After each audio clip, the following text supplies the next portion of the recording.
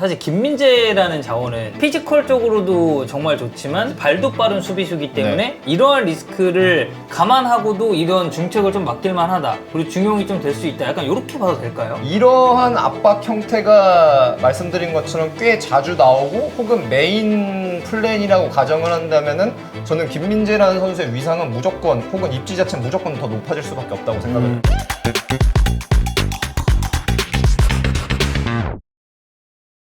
자, 쿠팡 플레이 시리즈 여러분들 재밌게 보셨나요? 잠깐만. 네. 왜죠? 아니 네. 저기 네. 쿠플이 좋아요? 이스타 TV가 좋아요? 이스타 TV가 좋죠. 아 그래요? 네. 여기는 이스타 TV니까. 그럼요. 네. 자, 여러분들 쿠팡 플레이 시리즈 재밌게 보셨나요? 팀 K리그와 토트넘, 바이에른 뮌헨과 토트넘 굉장히 빅매치들이 많았는데 두 번째 매치도 너무 재밌었고 첫 번째 매치도 팀 K리그와 토트넘 경기 너무 재밌었고 해서 이번에는 이제 바이언과 토트넘 저희가 이제 오픈 트레이닝도 쿠팡 플레이 중계를 했었거든요. 네. 그래서 이제 전체적으로 봤을 때 콤파니 감독의 바이언은 어떨지 그리고 그 안에서의 김민재는 어떨까 그리고 새 시즌 포테코글루 감독의 토트넘은 어떨까 그리고 그 안에서의 손흥민은 어떨까를 오늘 장코치님과 같이 한번 얘기를 나눠보도록 하겠습니다. 어떻게 바이언 쪽 먼저 얘기를 할까요? 아니면 토트넘 쪽 먼저 얘기를 좀 할까요? 바이언 먼저 하죠. 아무래도 좀 바이언이 주가 될 것 같아서 네, 바이언 먼저 하겠습니다. 그러니까 뭐 사실은 약간의 경기 리뷰성 느낌으로 네, 좀 해보도록 하겠습니다. 아무래도 경기 보시면서 이제 가장 눈에 띄었던 부분일 텐데 일단은 바이언이 수비를 어떻게 했는지에 대해서 좀 얘기를 먼저 해볼게요. 빨간색 바이언이고 이제 하얀색 토트넘으로 해서 얘기를 해보겠습니다.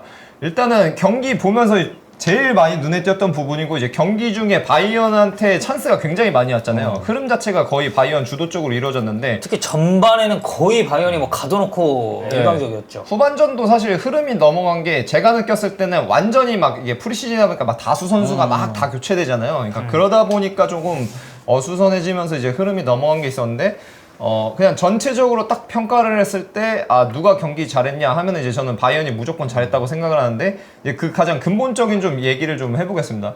그래서 일단은 토트넘이 어디서부터 어려움을 겪었냐면 이제 후방에서부터 자기신들이 이제 골킥을 할 때부터 계속해서 어려움을 겪었는데 여기서 이제 바이언이 그 어려움을 만들어낸 장면 자체가 이제 그 과정 자체가 굉장히 인상적이었는데 이제 제가 그 맨유 번니 얘기를 저번에 저희가 했었잖아요. 바이언 그 콤파니가 가면서 콤파니 감독 처음 딱 부임했을 때 저희가 얘기했었죠. 네, 그래서 제가 잠깐 아마 말씀드렸던 걸로 기억하는데 번니가 지난 시즌을 보게 되면은 맨투맨으로 경기를 했던 경기가 꽤 있어요. 맨투맨으로 이제 수비를 했던 경기가 꽤 있는데 그래서 이번 토트넘이랑 할 때도 사실 이제 그게 제대로 좀 보였거든요. 아마 전반전에는 9번이었는데 비도비치? 예, 그 선수였는데 이제 오른쪽 센터백이었던 걸 기억하거든요. 오른쪽 센터백으로 이제 가서 여기서 원원원 만들고 그 다음에 테리 드라구신 쪽으로 아마 넘어왔을 거예요. 제 기억으로는 마티아스 테리 이제 4-2-3-1로 보면은 왼쪽 윙이었는데 여기서 넘어오고 9번 넘어오고 그리고 이제 6번 같은 경우에는 공을 받으러 오면은 여기서 이제 토마스 밀러가 와서 수비를 하고 그리고 이제 테리 센터백을 막으러 이제 전진을 했기 때문에 오른쪽 풀백이 프리로 놓이는 거 이제 페드로 포로였죠. 페드로 포로에 대해서는 여기서 이제 하팔 게이루가 전진을 해서 원원원을 가져가고 그리고 센터백 끌어 맞춰서 여기서 이런 식으로 이제 완전히 원원원이 되게끔 지금 보시는 것처럼 여기서 골키퍼 빼고는 1대1, 1대1, 1대1, 1대1, 1대1 전부 다 1대1이 되게끔 이제 수비를 했습니다. 여기서 사실상 이제 토트넘이 거의 이제 출구를 찾지를 못했고 출구를 찾는 장면이 이제 몇 차례 있었는데 그 장면들은 전부 다 뭐였냐면요. 한 번 공이 일단 나왔다가 전개가 됐을 때 예를 들어서 6번이 이제 내려와서 박스 안까지 내려와서 받는 경우가 좀 있었거든요. 그렇게 되면 이제 밀러 같은 경우에서 일자가 되니까 받고 여기서 골키퍼 비카리오한테 내주게 되면은 여기서는 이제 밀러가 후반전 같은 경우는 고레츠카였고 여기서는 이제 골키퍼 근처까지 박스 안까지 왔기 때문에 여기서는 밀러나 고레츠카가 그냥 전진을 해버려요. 이 패스 라인을 막으면서 그러면은 근데 그때 이제 6번이 풀리니까 여기서 와서 받고 3자로 와서 여기서 이제 빠져나가는 장면들이 몇 번 있었어요. 근데 이 장면 빼고는 토트넘이 거의 빠져나오질 못했어요. 완전히 이제 대인방어 1대1 자체가. 그러니까 1대1 자체를 하는 거는 솔직히 누구든 할 수 있거든요. 근데 제가 봤을 때는 굉장히 인상적이었던 거는 프리시즌 경기니까 그냥 상식적으로 봤을 때 감독 부임하고 얼마 되지도 않았잖아요. 그리고 뭐 메이저 대회에 있었던 프리시즌이다 보니까 선수 전반적인 합류 시점 같은 경우나 그리고 지금 없는 선수도 사실은 많은데 뭐 대표적으로 케인 네. 없었고 그리고 바이오 좀 미스 뭐 자네도 네. 부상으로 그렇죠. 못 오고 거의 많이 네. 빠졌죠, 사실. 네, 진짜 많이 빠졌어요. 네. 근데 그럼에도 불구하고 이미 프리시즌 경기에서 대인 방어를 이 정도로 한다? 그리고 더군다나 프리시즌이기 때문에 상대에 대한 정보도 상대가 어떻게 나설지에 대한 정보도 분명히 조금은 부족했을 텐데 이 정도로 완전히 상대 박스에서부터 대인 방어를 이 정도로 했다? 근데 이거는 솔직히 말해서 기대가 될 수밖에 없는 부분인 거죠. 그래서 그때도 저희가 콤파니 얘기했을 때도 뭐 샤비 알론소 얘기하면서 했지만 사실 처음부터 네임밸류가 있는 사람은 없잖아요. 그러니까 뭐 선수로 유명해서 조금 시작할 때 어드밴테이지가 있는 사람은 있지만 그렇게 따지면 가르디올라도 사실은 뭐 감독 못하는 거죠. 처음에 감독 경력 없는데 대뜸 2군 시키다가 2군 감독하다가 B팀에서 바로 네, 올라왔으니까. A팀 올라왔는데 근데 결국에는 그때도 제가 말씀드렸던 게 이 사람의 아이디어를 평가하는 게 중요하다. 우리 구단의 철학, 우리 구단이 추구하는 바가 있는데 그 방향성에 이 사람이 맞는다고 한다면은 사실은 그게 리스크인데 리스크가 아닌 거죠. 왜냐면 따지고 보면 이 네임밸류가 있는 사람을 데려왔을 때 리스크는 뭐예요? 돈이죠. 그쵸. 경제적인 리스크가 있는데 이 사람은 되려 경제적인 리스크는 없는데 뭐 향후 뭐 진짜 길게 보면 뭐 3년, 4년, 5년도 같이 갈 수 있는 사람일 수가 있으니까. 근데 왜냐면 사실 뭐 네임밸류 있는 감독 돈 들여 데려왔어. 근데 이제 사실 이게 뭐 잘 안 풀렸을 때 이 감독을 해임시키려고 해도 위약금이 이제 발생을 하고 추가적인 금전적인 이제 손해가 네. 또 있을 수 있는 거니까. 대표적으로 이게 콘테죠. 아 콘테. 네, 콘테. 어렵죠. 그러네요. 네. 네. 비싸.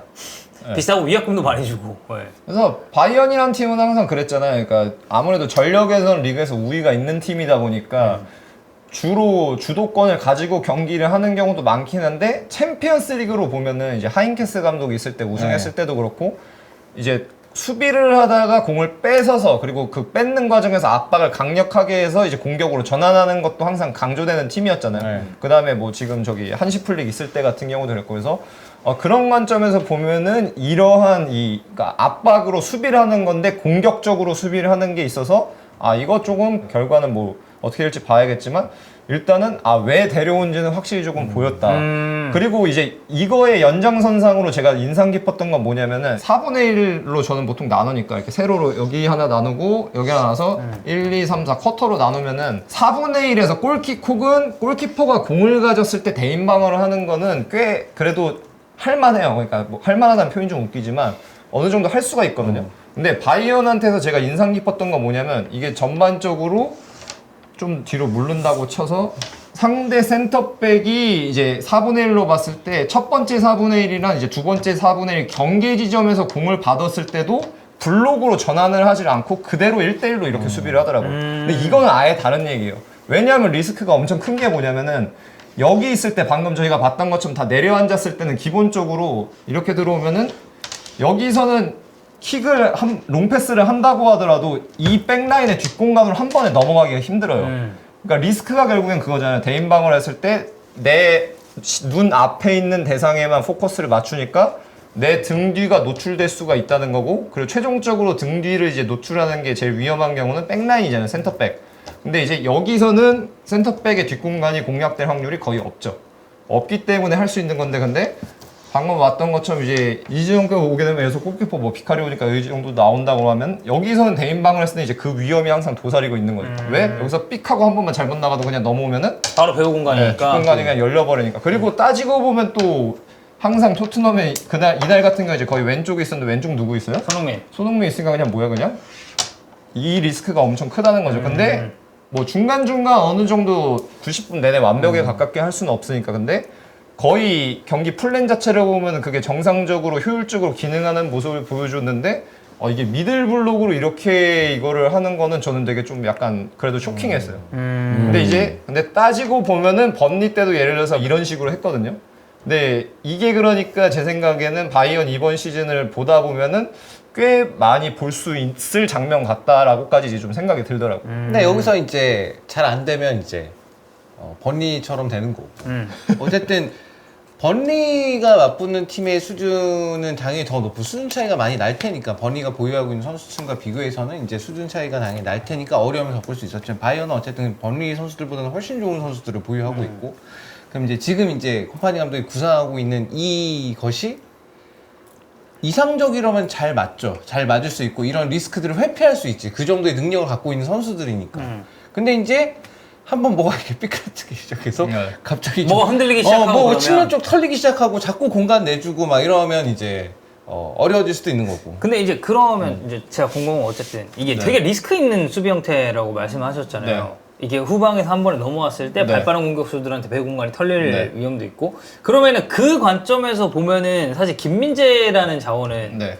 피지컬적으로도 정말 좋지만 사실 발도 빠른 수비수기 때문에 네. 이러한 리스크를 감안하고도 이런 중책을 좀 맡길만 하다. 그리고 중용이 좀 될 수 있다. 약간 이렇게 봐도 될까요? 이게 지난 시즌으로 보면은 그거였잖아요. 이제 주전으로 뛰다가 이제 딱 그 챔스 토너먼트 네, 갔을 네. 때쯤부터 해서 이제 뭐 못 나오고 뭐 부상 그렇죠. 있고 하면서 이제 못 나와서 이거 주전에서 밀렸다. 아무래도 그 포인트가 국내에서는 좀 메인이었는데 근데 저는 솔직히 지난 시즌 관점에서 보면은 뭐 그게 더리게트가 됐든 다이어가 됐든 뭐 우파메카노가 됐든 누가 나왔어도 전 이상하지 않다고 생각을 하거든요. 근데 이러한 압박 형태가 말씀드린 것처럼 꽤 자주 나오고 혹은 메인 플랜이라고 가정을 한다면은 저는 김민재라는 선수의 위상은 무조건 혹은 입지 자체는 무조건 더 높아질 수밖에 없다고 생각을 해요. 이미 이날도 보셨겠지만 클롭셉스키랑 해가지고 막 완전 측면에서 다 나가 떨어지고 막 뒷공간 커버 아예 다 하는 모습 보여줬잖아요. 맞아요. 뭐 우리가 맨날 그 영어권에서 이제 뭐 맨날 뭐 코리안 몬스터라고 막 네, 이제 맞아요. 표현을 많이 하잖아요. 근데. 코몬.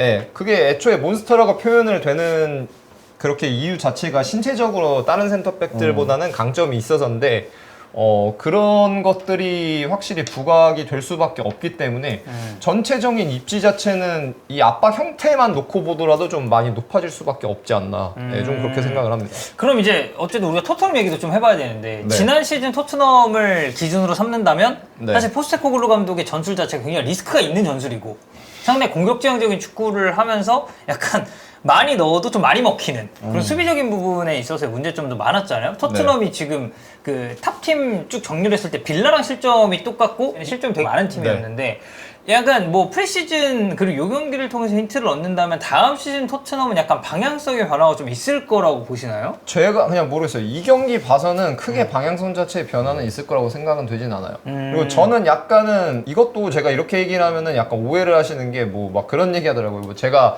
감독욕을 안 하는데 뭐 클린스만이랑 뭐야 뭐 저거 뭐야 페트레스쿠. 예, 페트레스쿠 그리고 포스테코글루 뭐 이런 사람들은 욕해서 이 사람 포체티노도 그렇고 근데 욕을 한 게 아니고 이런 부분은 보완의 여지가 있다라고 얘기를 하는 건데 근데 그런 관점에서 이제 보게 되면은 저는 솔직히 물론 상대가 바이언이었고 방금 저희가 얘기했던 것처럼 바이언이 진짜 이 맨투맨 대인 방어 형태를 굉장히 수비를 잘했지만 근데 그럼에도 불구하고 뭐 주전 다 빠지고 뭐 이런 것까지 감안했을 때 근데 그래도 좀 토트넘이 약간은 좀 저는 아쉬웠다. 그러니까 뭐가 아쉬웠냐면은 아까 같은 상황 와서 예를 들어서 지난 시즌에 이제 저희가 막판에도 얘기를 했었는데 그 뉴캐슬전도 있었잖아요. 뉴캐슬전 같은 경우가 완전히 똑같진 않는데 이 바이언이 했던 것처럼 센터백부터 이제 맨투맨에 가깝게 압박을 뉴캐슬이 했었거든요.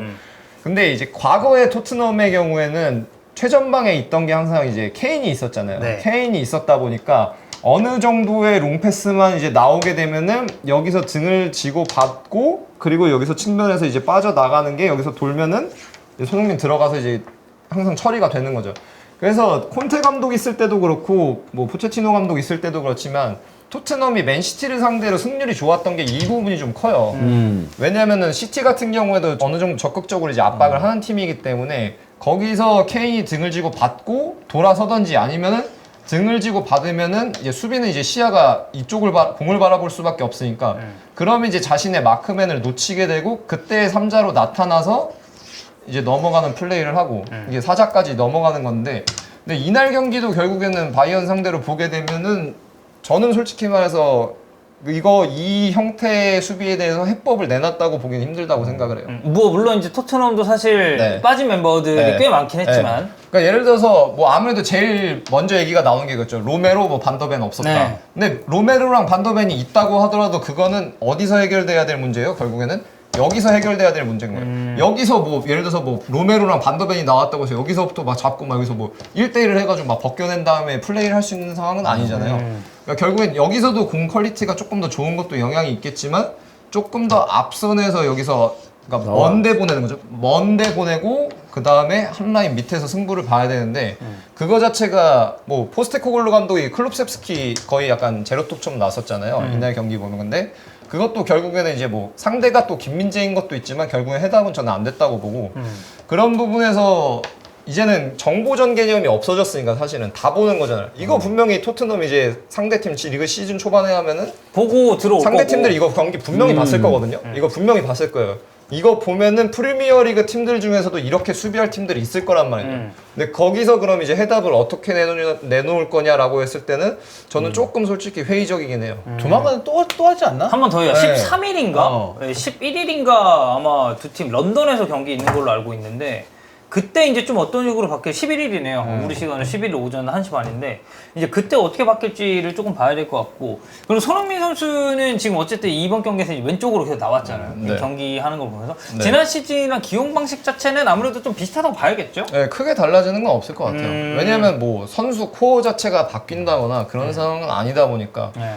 뭐 저는 지난 시즌이 그렇게 막판에 조금 안 좋긴 했지만 그렇게 부정적이라고 생각은 안 해요. 결국에는 이런 부분도 예를 들어서 토트넘 같은 경우 이제 바이언이랑 할 때 보면 이제 뭐 외적으로 또 얘기하자면 이제 미들블록으로 수비 같은 경우가 좀 제가 봤을 때 아쉬운 부분이 많았는데 근데 예를 들어서 그런 거죠.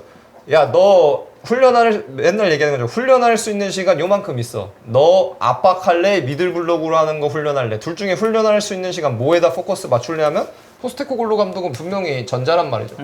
미들블록 아니고 이제 압박 형태로 맞추는 거니까 미들블록을 상대적으로 못할 수밖에 없는 건 맞는데 그러니까 이제 시즌을 같은 감독이 좀 반복적으로 하는 게 중요한 거죠. 그러니까 예를 들어서 이거를 A로 경기에 접근을 했는데 성적이 첫 시즌에 안 나왔다고 해서 야, 이 방법 자체가 잘못됐다라고 얘기를 하는 게 아니고 이제 개선해야 되는 거고요. 이걸 조금 더 잘해야 되는 거다라는 거죠.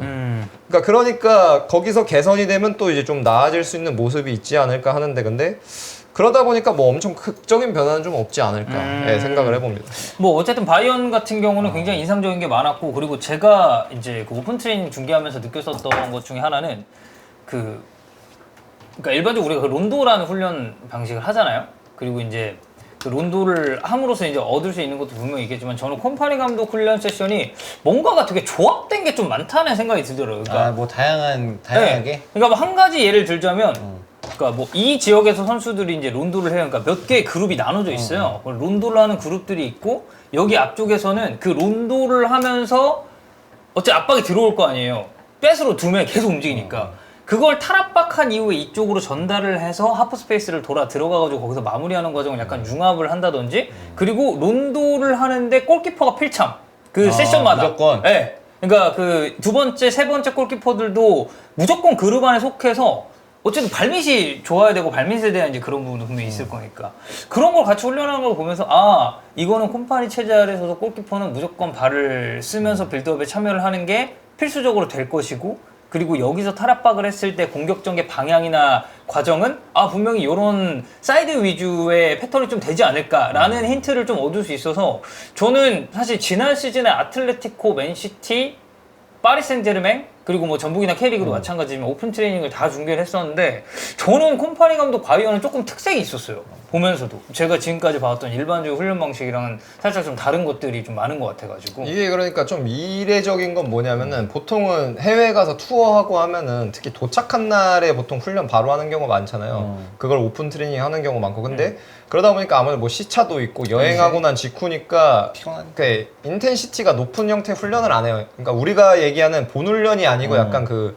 뭐라 그러지 그냥 혈액순환 좀 돋고 그냥 몸 굳어 있는 거 좀 푸는 정도의 이제 훈련하고 이제 대표적인 게 이제 대표팀 훈련이죠. 뭐 그래서 뭐 콜롬비아 대표팀이 한국에 왔을 때 뭐 브라질 대표팀이 한국에 왔을 때 훈련하는 게 오픈대에서 이제 볼 수 있는 건 거의 그런 형태란 말이죠. 근데 지금 얘기한 거를 들어봤을 때는 바이언은 사실상 그냥 우리가 얘기하는 그 본훈련을 했다고 볼 수가 있는 거고. 네, 저도 진짜 딱 그렇게 네. 느꼈어요. 그러니까 왜냐면 이게 뭐 별거 없다, 뭐 별거 있다 그렇게 표현하는 건 아닌데 그러니까 본훈련을 했을 때는 뭔가 방금 얘기한 그런 요소들이 있는 거잖아. 오 이거 뭐 하는 거지? 오 이거 좀 뭔가 특별해 보이는데 이거 확실히 조금 달랐는데 이렇게 생각이 드는 건데. 그런 게 결국에는 뭐 실제 경기에 발생하는 상황을 계속 훈련해서 적용을 하고 있는 거니까. 그리고 이 르네 마리치 바이언 같다면서요? 네, 르네 마르치가 지금 코치예요. 네, 르네 마리치 여긴 또 FM에 본인 수석 코치로 쓰고 계시더라고요. 네네네. 비싼 분 쓰시네요? 아니 그래서 제가 네. 르네 마리치 그 리스트를 딱 보고 나서 바이언 코치 리스트를 어쨌든 저도 이제 오픈 트레이닝 중계를 해야 되니까 네. 화면 잡히면 말해줘야 될 거 아니에요? 누구다 이렇게. 네. 아니 르네 마리치 왜 이렇게 이름이 익숙하지? 하고 봤더니 이제 제 FM 수도권 치더라고요. 네. 이어가시죠. 네. 하여튼 르네 마리치가 이제 그 스페인 쪽의 이 포지션 플레이에도 굉장히 능한 사람이에요. 그래서 어제도 제가 여기 개인 방송 나가서 잠깐 얘기했지만 르네 마리치는 이제 슈필퍼라고 하는 그 사이트 운영하고 이제 코파운더인데 거기서 이제 글을 쓴 것도 찾아보게 되면은 굳이 그 포지션 플레이에 관련된 스페인 개념은 번역을 안 해요. 그냥 고유명사로 스페인어를 그대로 써요. 아 일부러. 네, 그 정도로 그러니까 본인이 그거에 관심이 있고 예전부터 되게 이미 인지를 잘 하고 있던 사람인데 그러다 보니까 아마 그런 훈련도 결국엔 포지션 플레이 원칙들이 다 들어가 있는 걸 거예요. 저는 보지는 못했지만 어쨌든 그런 사람까지 조력자로 있어서 바이언 같은 경우는 사실 좀 부정적이었잖아요. 아, 콤파니 처음 딱 했을 때. 뭐 이런 뭐 번리 했는데 뭐 번리에서도 뭐 실패한 사람을 왜 데려왔냐 이런 얘기가 있었는데 사실은 판으로 보면은 생각했던 것보다는 훨씬 좀 긍정적인 것 같다. 예, 뭐 바이언은 좀 그 정도 얘기로 정리할 수 있지 않을까 싶습니다. 네, 좋습니다. 자, 어쨌든 토트넘 바이언 관련해서 그리고 김민재 선수님 관련해서도 저희가 이제 얘기를 좀 해봤고요.